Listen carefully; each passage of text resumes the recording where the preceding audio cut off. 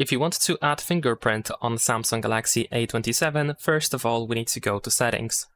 Over here in settings, you want to scroll down a little bit, and then you want to go to lock screen. Once you open lock screen settings, then in here you want to proceed to screen lock and biometrics, and you need to enter your screen lock password in order to continue. Then over here, go to fingerprints, tap on continue, and then register, and then again if you have to. There we go. Now, the fingerprint sensor is located on the power button, so what you need to do is you need to place your finger on the sensor, there we go, and then slowly move your finger on the button. You don't have to press it, you just have to touch it and then just move it around.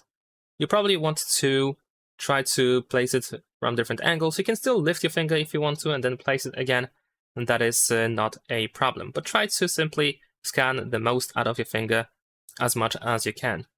Once you are done, you can either add another fingerprint if that's what you need, or just tap on done.